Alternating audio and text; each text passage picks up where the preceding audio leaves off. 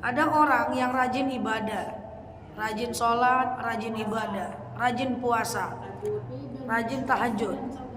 Kemudian tapi dengan saudaranya dia tidak berbaikan, tidak berteguran. Sama bahwa Allah akan menghitung kita itu per kasus. Contoh, tidak berteguran berdosa, kemudian sholatnya berpahala. Tidak berteguran berdosa, sholatnya berpahala. Kasusnya tetap sama.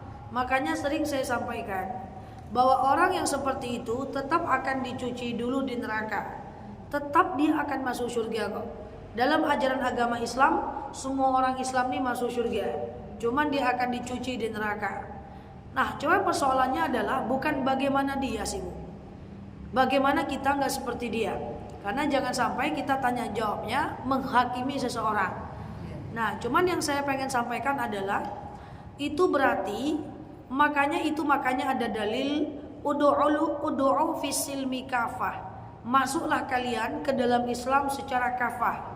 Apa itu kafah? Kafah itu adalah menyeluruh. Mantap hablum minallahnya, mantap hablum minan nasnya.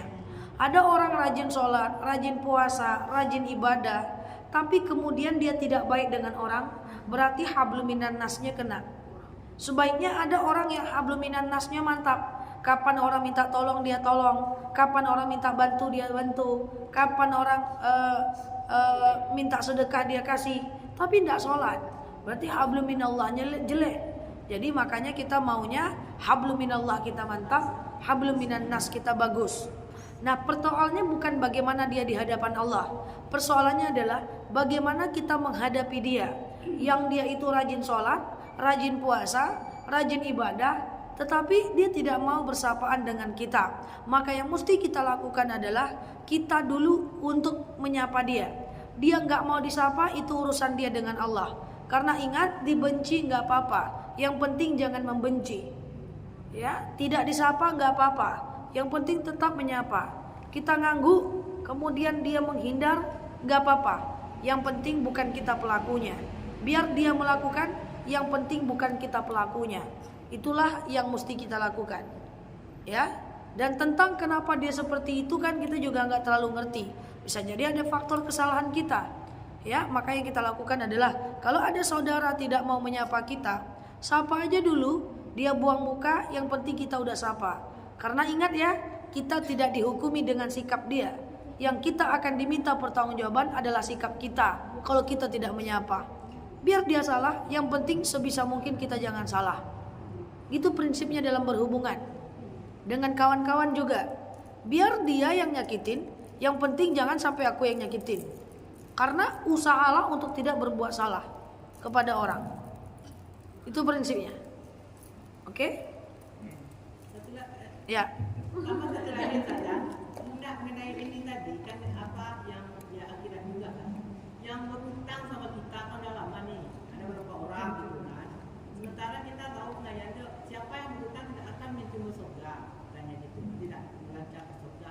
Jadi apakah kita istilahnya itu memaafkan dia sementara berhutang itu atau gimana gitu? Yang tidak mencium bau surga yang mana? Kata yang berhutang tidak lancar masuk surganya. Gimana kita dengar itu? Terhalang gitu. Terhalang ya. Makanya hutang piutang itu adalah sesuatu yang Allah suka, yang Allah bolehkan tapi tidak terlalu disukai. Nah, jadi sebelum saya jawab gimana-gimananya, sebelum saya jawab gimana-gimananya, saya jelaskan dulu tentang regulasi berhutang. Saya mau sampaikan gini, biar ibu nggak terjebak kedua kalinya, biar nggak mutar-mutar di sini aja masalah hidup kita diutang piutang terus.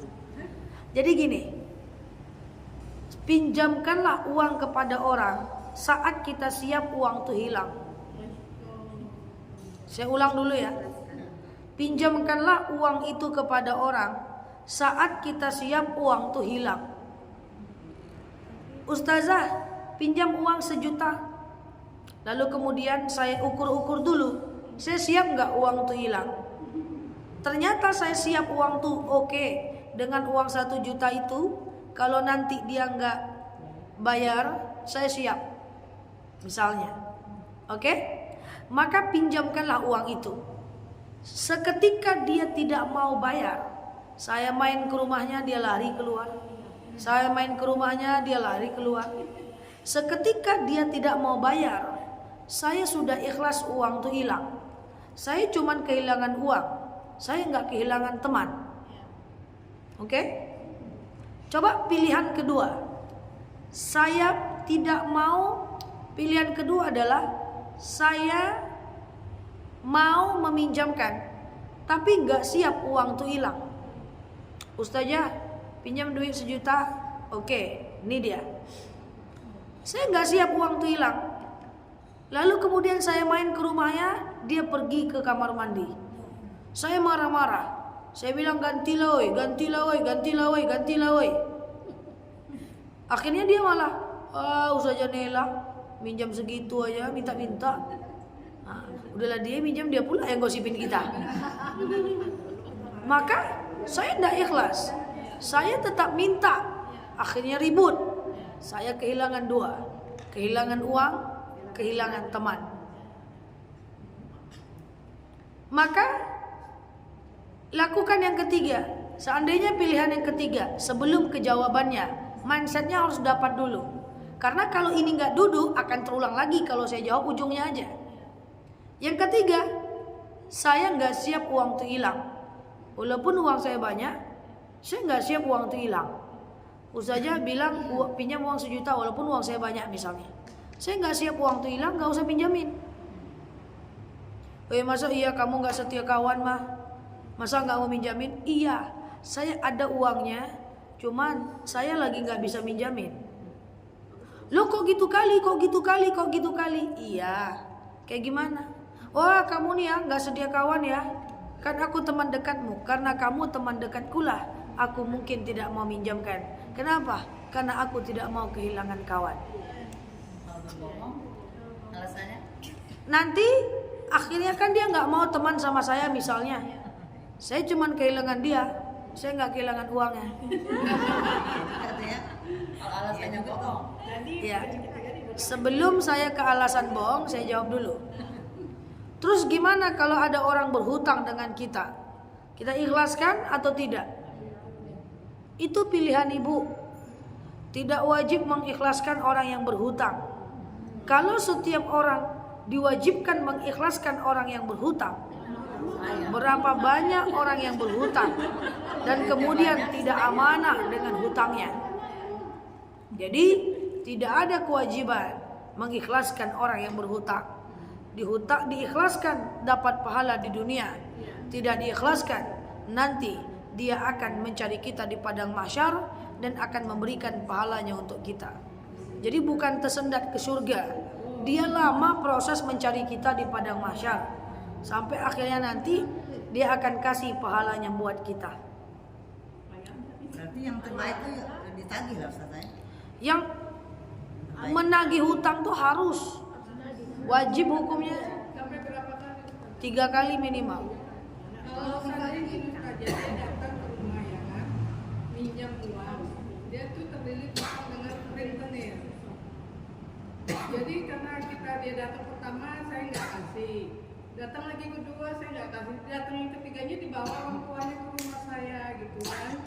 Minjamlah dia uang 10 juta gitu saja ya, karena dia rentenir itu, karena saya masih memandang orang tuanya itu, saya pinjamkanlah uang itu dengan dia dengan syarat bayarnya cicil. Saya bilang cicilnya itu boleh kamu sanggupnya berapa, saya bilang sampai uang 10 juta ini lunas. Jadi dia kasih sama saya itu dengan catatan di kwitansi itu dibayar sebulannya 500.000 di tahun 2012 itu saja. Uang yang kita pinjamkan Iya. untuk membayar hutang dia ke rentenir itu haram. Harusnya kemarin ibu tidak pinjamkan. Lalu dia menangis di bawah. Karena rentenir itu adalah bagian dari riba.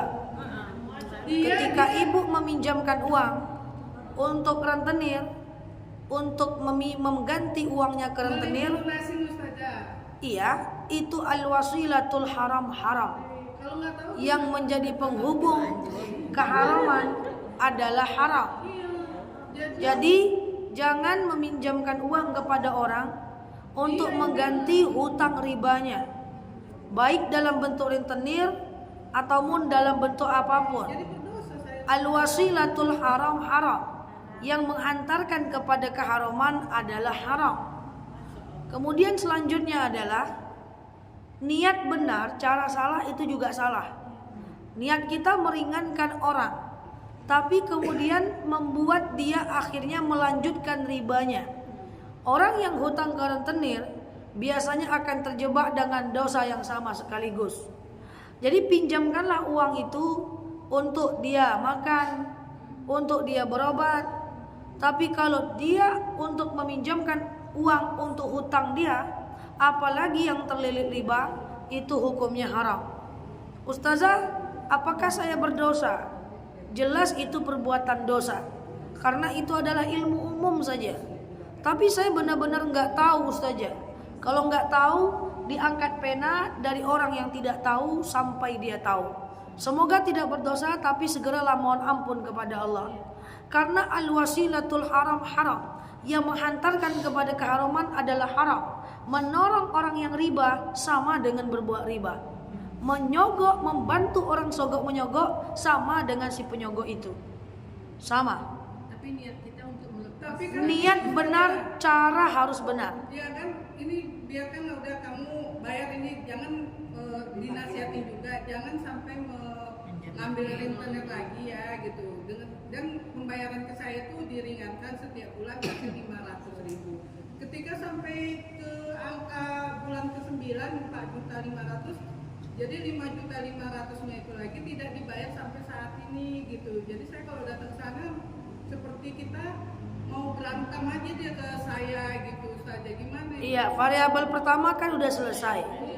Bahwa itu harusnya kemarin tidak dilakukan. Itulah gunanya ilmu ya. Kita ingin baik tapi caranya salah juga nggak betul. Tadi ibu bilang kan niatnya baik, nggak bisa cuma niat aja. Kalau gitu saya jewer ibu tak hafal tarjim, saya pukul ibu. Niat saya baik, boleh nggak? Ustazah, alhamdulillah Ustazah. Berarti hari ini saya dapat ilmu, padahal 10 hari lagi saya meminjamkan kakak saya yang terlibat rentenir itu. Sudah itu saja, satu lagi pertanyaannya. Tunggu dulu, pelan-pelan. Selanjutnya adalah sekarang saya Ustazah, sisanya malah nggak dia bayarkan ke saya. Maka ibu ada dua pilihan. Pilihan pertama boleh ibu ikhlaskan. Pilihan kedua ibu boleh tidak ikhlaskan. Itu terserah ibu. Dua-duanya baik untuk ibu. Jadi Ustazah yang membawakan itu kan orang tuanya, karena orang tuanya itulah makanya saya pinjamkan uang itu. Orang tua itu sebagai penjamin lah istilahnya ini saja. Itu orang tuanya nih kena juga atau gimana itu? Karena dia yang membawa ke rumah. Kalau saya. ibu tanya kena, cuman buat apa kita bicara orang? Yang penting kita sekarang nih, kita udah kena. Ya, jadi ibu-ibu Karena orang tuanya itu makanya kita kasih uang. Iya, kena. Dua mau dikasih apa enggak? Iya. Ustazah, saya Jadi kita kurang-kurangi. Ustazah, ada tetangga saya, dia begini-begini, gimana dia Ustazah? Nanti kita jadi bercerita tentang orang gak ada manfaat. Yang penting kita jangan kayak gitu loh. Kalau tanya jawab tuh kayak gitu dia. Lebih bagus kita. Kalau ibu tanya apa hukum orang tuanya? Orang tuanya berdosa, tapi buat apa kita hukumi dosanya? Yang penting kita yang hadir sini perbaikilah karena kita udah berdosa. Ustazah, yang tadi Oke? Tunggu dulu kesemutan. lagi saya Silakan. Pas udah hari ini dapat ilmu Ustazah, 10 hari lagi saya akan lebih kampung nih. Jadi masalahnya enggak masalah gini. Anak kakak saya itu punya anak. Jadi sertifikat rumah itu digadaikannya ke rentenir. Tadinya utangnya 5 juta menjadi 10 juta. Kakak saya ini nggak tahu pesanannya menggadaikan. Jadi dia tolonglah ke saya, tolong betul gitu Ustazah. Jadi ini saya mau pulang kampus 10 hari lagi.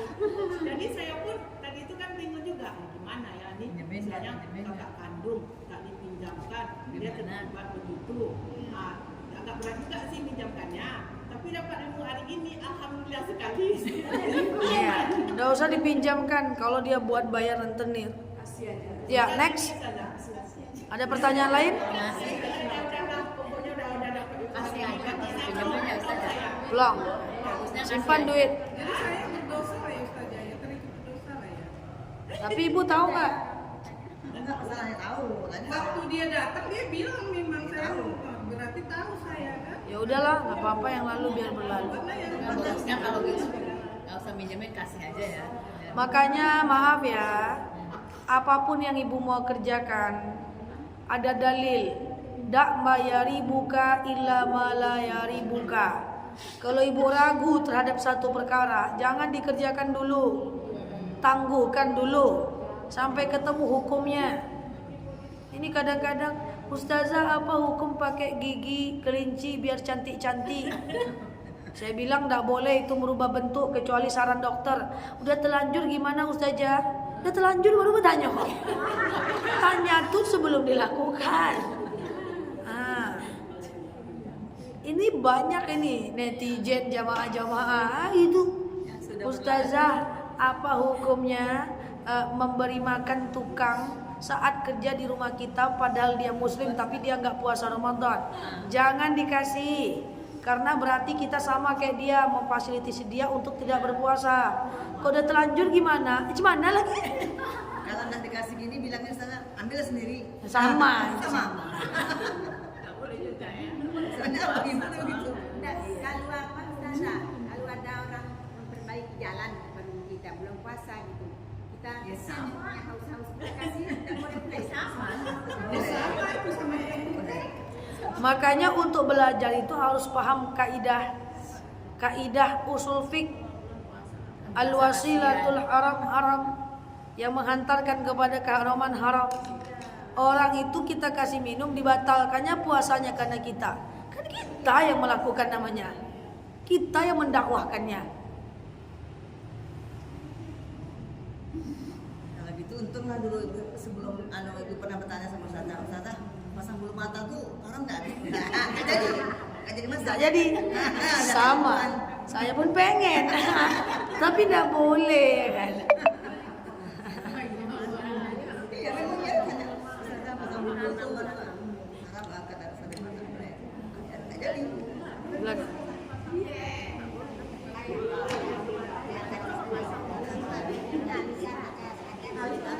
apa? Ustazah ya. Selak masih. Hello.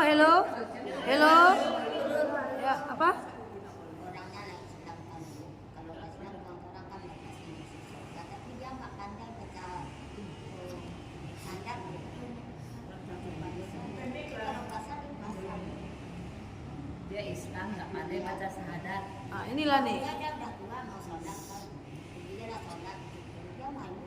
Ya ibu kok datang ke rumahnya baca syahadat ya besti. Coba aja kan. Asyhadu. Wallahu a'lam bishawab. Udah meninggal enggak usah kita bahas lagi. Yang lain ada? Udah nggak lagi. Jawab pertanyaannya lebih kefokuskan kepada diri kita. Khawatir kita jadi nggak produktif bicara orang ya. Untuk tanya jawab. Yuk next.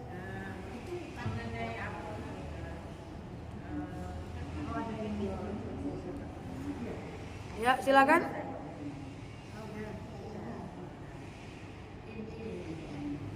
Ada seseorang mau naik haji atau umroh, meminjam uang di bank atau di tempat-tempat apalah tempat pinjaman uang, atau bolehkah itu? Nggak boleh. Pertanyaan yang pertama. Yang kedua, kalau kita sholat zuhur kan 4 rakaat sebelum sunat, 4 rakaat sudah 4 rakaat sudah.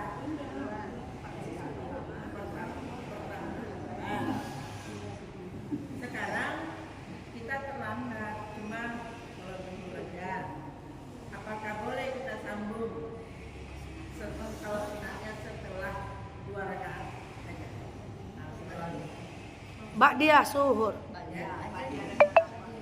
Yang pertama, Ustazah, ada orang pengen haji, dia berhutang ke riba atau minjam uang yang ada unsur riba.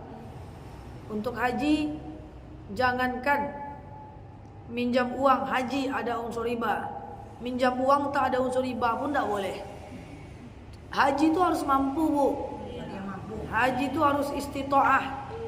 Tak boleh haji minjam duit. Ini ada kedatangan ditalami dulu katanya. Ditalami dulu. Berangkat dulu baru pulang. Iya. Tak boleh, itu udah lama nggak diizinkan. Akan ada nanti baru dibayar. Tak boleh. Kalau umroh masih bisa, tapi pastikan nggak ada unsur riba. Kalau haji nggak boleh sama sekali, karena haji harus mampu. Oke? Yang kedua, saya sholat zuhur, kan ada 2 rakaat sebelum zuhur, 4 rakaat zuhur, 2 rakaat setelah zuhur. Setelah zuhur bisa nggak saya lakukan? Bisa, tapi kan ba'diyah setelah zuhur. Oke? Bukan boleh, memang ada. Memang ada sholat sunnah setelah zuhur. Yang dikerjakan ba'diyahnya aja. Yang dikerjakan ba'diyahnya aja. Zuhur, sebelum zuhur, zuhur, setelah zuhur. Berarti qobliyatan hilang ya, qobliyahnya. Qobliyahnya udah lewat.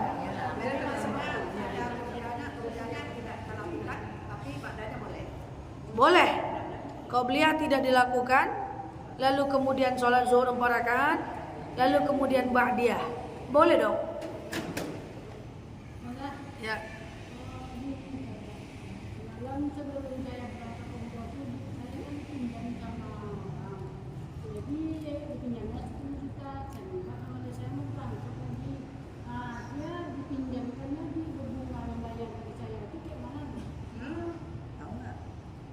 Tahu nggak dia tahu? Tahu. Bayar utang dari pinjam lagi. Ini kan bukannya. Kalau Bayar kita utang kan dari kita kan pinjam. halalnya dia yang minjam berbunga dengan orang. Membayar utangnya.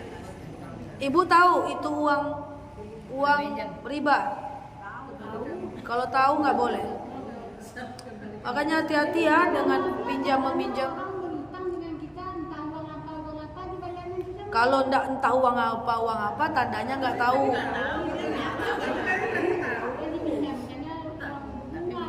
Saya pinjamkan uang ke orang, dia ganti ke saya. Tapi uang ganti itu adalah uang riba. Tahu kita, jangan mau. Kalau ada jawaban, ndak tahu kita, mana tahu kita uang apa, ndak tahu namanya itu dong. Kalau nggak tahu terima. Makanya hati-hati bermuamalah. Hati-hati ya. Tahu, itu tahu soalnya. Kalau nggak tahu ya nggak apa-apa. Ya tapi dia tidak dapat uang minjaman. Oke. Aku tidak dapat, kita mau perlu sama kita uang kita. Tidak ada. Selagi tidak menyebabkan kematian, harusnya kemarin ditolak. Makanya ini pelajaran buat semuanya. Maksud saya itu pelajaran. Jangan apa-apa tuh asal niat aja. Oh kan niat aku baik, mana bisa? Niat baik tapi berdusta, niat baik tapi riba, niat baik nolong orang bermaksiat, niat baik ngasih orang sedekah air minum tapi suruh dia batalkan puasa. Ini bukan niat baik aja. Kacau kita ini. Itulah bahayanya. Makanya ini harus sering-sering pengajian ini. Berarti kita Gimana ini pengajian Selasa sore ada ya? Ustazah, berarti kita dalam Islamnya harus tegas ya. Iya. Harus tegas ya. Al halalu bayyin, halal itu jelas. Al haramu bayyin, haram itu jelas. Kalau ibu ragu jangan lakukan dulu. Tanya ke ustadznya dulu. Gini Ustazah, masalah haji lagi Ustazah. Haji kan pertama kali menyetor haji ya, tapi dia talangan dulu, tapi haji talangan tapi 3 tahun baru lunas, tapi belum berangkat. Tidak apa-apa. Nah, gitu. Kalau udah lunas berangkat haji tidak apa-apa. Kalau belum lunas berangkat itu nggak boleh. Ini yang langka Ustazah, ini yang langka. Ada yang langka. Judulnya harta maksiat. Nah, Judulnya gini Ustazah, ada orang suami istri. Tadinya waktu masih bujangan dia pelaku maksiat, jadi banyaklah. Setelah nikah dia bagus, kelakuannya bagus apa semua. Tapi harta maksiat itu banyak di rumah itu. Bagaimana hukum masalah harta maksiat itu? Apa dibuang apa di mana? Enggak. Katanya nggak bisa, kata istri. Itu kan hasilnya hasil maksiat semua kemarin, jadi harus bersihkan, buang katanya. Gitu katanya. Hartanya itu, bendanya itu boleh dipakai. Orang bangun masjid dari hasil korupsi, masjidnya boleh dipakai. Orang yang berbuatnya yang tidak dapat pahala. Paham? Paham ya? Nah, itulah. Berarti betul tuh jawaban ibu dia nanya kayak itu kan? Iya. Dia jawab gini, harta itu kan benda mati, dia tak tahu apa-apa. Iya. Dia bilang gitu. Harta Jadi, itu asal mubah. tahu. Hartanya Tahu boleh. apa? Ya. Apa ya? Oke. Silakan. Orang yang pernah berbuat maksiat tentu pergi haji atau umrah itu nanti dapat apa dia tuh? Sanksi di tanah suci. Orang yang pernah bermaksiat lalu dia pergi umrah, apakah dia dapat sanksi di tanah suci? Itu Allah yang hanya yang tahu, Bu. Karena gini, Bu, sanksi untuk orang itu Allah bisa tampakkan langsung di dunia. Bisa Allah tunda waktunya di dunia. Bisa Allah nampakkan di Mekah, Madinah. Bisa Allah nampakkan sebelum berangkat. Bisa Allah tak nampakkan sama sekali, nanti disiksa di alam barzah. Itu cuman Allah yang tahu. Cuma masalahnya khusus di Mekah dan Madinah. Sebentar ya, saya kesemutan ya.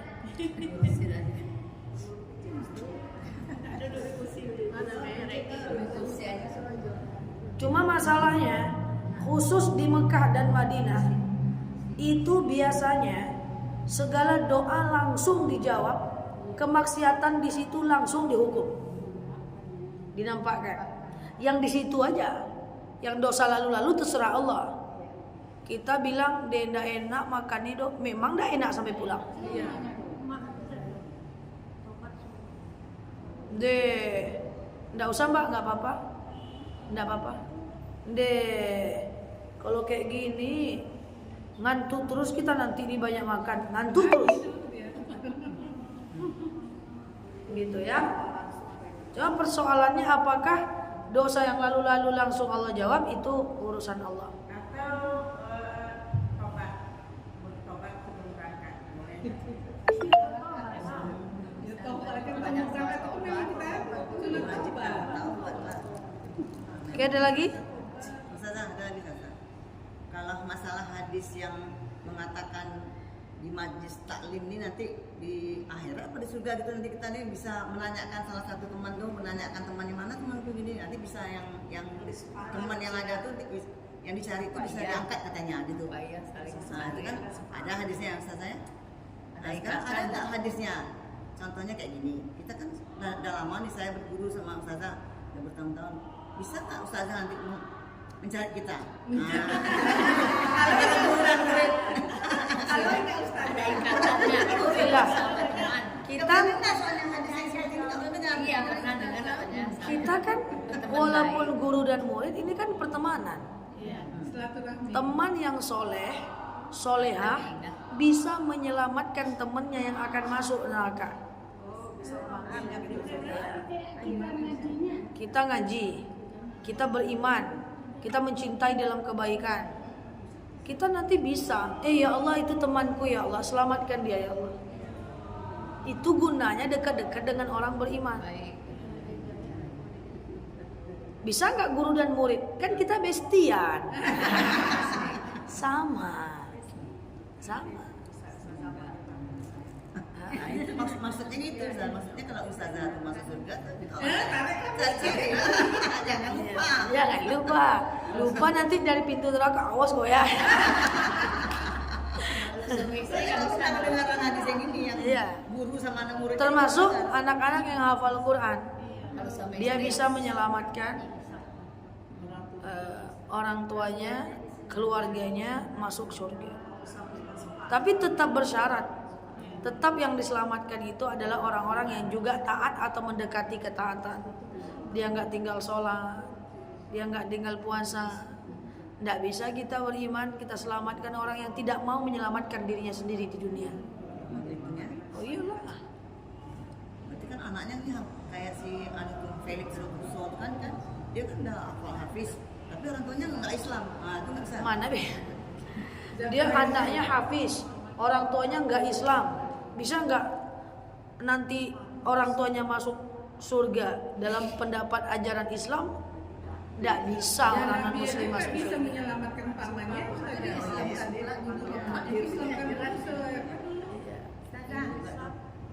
kalau seandainya ada orang hilang dompet ya, ya lumayan lah duitnya sama dia tuh kan, nanti dicari-carinya nggak dapat, udah pusing dia nyari nggak dapat, ya udahlah kalau dia nggak dapat, dia udah gua makan aja, ikhlaskan aja kalau seandainya dibelanjakan yang untuk dia, saya ikhlaskan aja, boleh nggak? Boleh, bagus. Ada orang kehilangan dompet, dicari-cari nggak ada, ya udahlah aku ikhlaskan aja. Kalau dia ketemu dia belanjain, aku ikhlaskan, boleh. Ada lagi?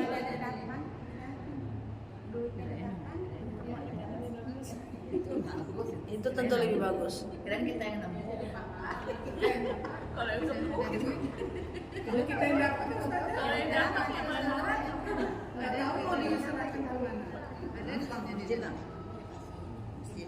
Kalau kita yang dapat, dicari dulu di sekitar itu punya siapa. Iya, sampai berapa lama ada yang nemu? Sampai setahun. Itu kan zaman Rasulullah setahun karena manusia sedikit.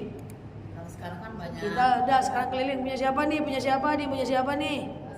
Kalau nggak ada yang ngaku, sedekahkan. Kalau Pak duitnya dia bilang, oh bisa belanja. Katanya sudah kita tahu. Iya.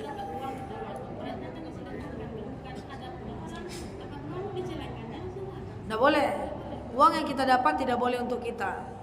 Paling mantap disedekahkan. Iya.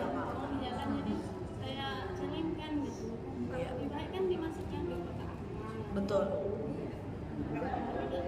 Memang harus dimasukkan ke kota amal. Kalau orang yang kita bilang tuh dia Tuhannya kayak gitu terus gimana? Yang lalu biarlah berlalu. Dia nggak mau Ustazah, dibilang. Ustazah, Ya. zakat emas tuh gimana Ustazah? Zakat emas itu terbagi dua. Yang pertama, tengok dulu emasnya emas batangan atau emas perhiasan. Nisabnya adalah 100 gram. Kalau seandainya ada seseorang dia punya emas batangan 100 gram, berarti nisabnya udah terkumpul. Lalu 100 gram ini tak terjual sampai setahun, maka wajib zakat 2,5 gram. Atau diuangkan boleh. Diuangkan boleh, kasih fakir miskin. Atau emasnya diambil kasih fakir miskin. Atau dijadikan uang boleh. 100 gram tak terjual setahun, zakatkan 2,5 gram. Kalau zakat emas batangan setiap tahun, itu beda dengan zakat perhiasan. Kalau zakat perhiasan 100 gram itu 2,5% sekali seumur hidup. Selagi di atas 100 gram, selagi nisabnya di atas 100 gram, maka wajib zakat 2,5%. Kalau emas batangan setiap tahun. Kalau emas perhiasan sekali seumur hidup. Apa? 100 gram Ustazah baru naik zakat. Ada ulama yang mengatakan 85 gram. Kalau mau silakan.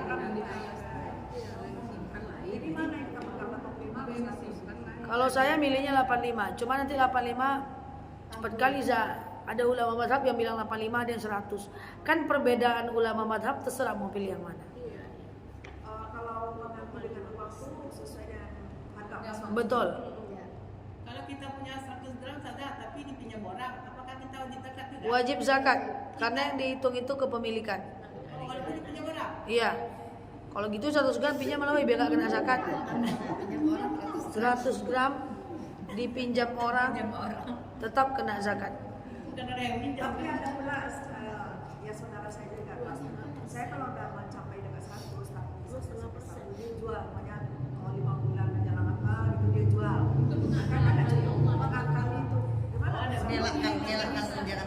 biar menghindari zakat. Hindarin apa? Dari Belum zakat. lagi setahun, katanya gitu. belum lagi dia jual aja. Dia jual sudah itu kan berkurang masih 100 gram sebelum campurannya kan berkurang kan. Sudah itu nanti dia takut nanti sampai dah Ada 100 gram, belum 1 tahun, dia jual biar nggak kena zakat. Secara hukum dia tidak kena zakat karena itu udah dia jual. Tapi niatnya Cuman sampaikan kepada dia. Justru itu yang akan membuat dia tidak akan semakin lebih kaya lagi. Itu berbahaya. Dia tidak kena zakat. Jadi kadang-kadang kita pakai matika bumi. Padahal matika langit itu jauh lebih dahsyat. Ibu harus cari rezeki sampai ibu bingung itu datangnya dari mana. Itu tanda berkah. Kok banyak kali rezeki? Tak tahu dah, banyak aja rezeki aku ya. Nggak jelas nih. Banyak aja nih. Alhamdulillah. Itu baru namanya berkah berlimpah. Tapi kalau udah 100 gram, belum setahun dijual biar nggak kena, sampai disitulah nanti kayanya cuman. Cobalah lihat. Tapi yang 1 gram itu jadikan uang juga juga. Tunggu lagi setahun. Tapi jangan dijadikannya uang. Oh, yang dipinjam tetap. Tetap juga kita kesan. Tidak berdosa. Dia menghindari zakat. Akal-akal gitu kan, akal-akal itu kan. Iya. Dia termasuk golongan orang yang lalai. Secara hukum dia nggak dosa.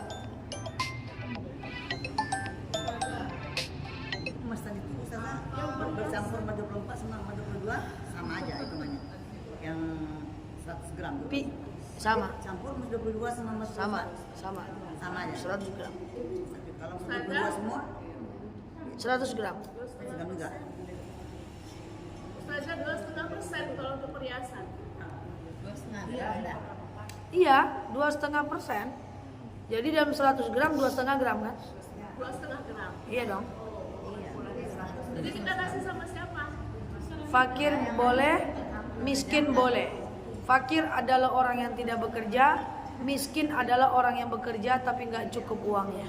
Ya, kita kasih sama orang, nggak satu orang, nggak sama kita bagi-bagi. Boleh. Misalnya 2,5 gram itu 6 juta. Bagi-bagi 10 orang. Boleh. Ke masjid nggak boleh. sudah terdekat ya. Sudah saya pernah bahas perbedaan zakat, infak, wakaf, sedekah. Ke masjid tidak boleh zakat. Masjid itu namanya infak. Kecuali ngasih ke masjid, nanti masjid ngasih ke fakir miskin, itu lain cerita. Bagus kita kasih langsung sama orang yang berhak. Oh iya. Tapi kalau kita nggak tahu nggak apa-apa Ustazah. Perlu kita asal kalau kita membeli. Zakat mal tidak perlu ijab kabul. Yang perlu ijab kabul itu zakat fitrah. Zakat mal tidak wajib ijab kabul. Yang perlu ijab kabul itu zakat fitrah. Ustazah, apa yang doa khusus Ustazah? Ustazah, apa hukumnya doa khusus? Saya ada yang imamnya tuh pakai doa kunut, tuh makmumnya tuh nggak mau ikut gitu. Bagaimana tuh? Soal doa kunut, yang menyuruh kita kunut subuh itu adalah Imam Syafi'i. Suatu ketika Imam Syafi'i dengan anggotanya itu memerintahkan untuk kunut subuh. Suatu ketika Imam Syafi'i sholat di masjid lingkungannya Imam Hanafi atau Imam Abu Hanifah. Waktu itu Imam Abu Hanifah sudah meninggal dunia. Maka sholatlah Imam Syafi'i di masjid dekat rumahnya Imam Hanafi. Ya, dan waktu itu Imam Hanafi sudah meninggal. Lalu Imam Syafi'i tidak pakai kunut. Ya, bertanyalah para sahabat, Syafi'i, kenapa engkau tidak pakai kunut? Bukankah engkau memerintahkan untuk kunut subuh? Apa kata Imam Syafi'i? Aku sholat di masjid lingkungan Imam Hanafi. Imam Hanafi tidak menganjurkan kunut subuh. Aku menghargai pendapatnya, makanya aku tidak kunut. Pertanyaannya, waktu Imam Syafi'i jadi imam, dia tidak pakai kunut di lingkungan masjid Imam Hanafi, apakah jamaahnya ngikut? sahabatnya ngikut. Syafi'i kunut, dia kunut. Syafi'i tidak kunut, maka jamaahnya tidak kunut. Jadi bagi kita yang pengen kunut, suatu ketika kita sholat ke masjid yang tidak kunut, tetap janganlah imam tak kunut suram. Jangan. Atau imam kunut kita tak kunut. Jangan. Mengikut imam di atas segala-galanya.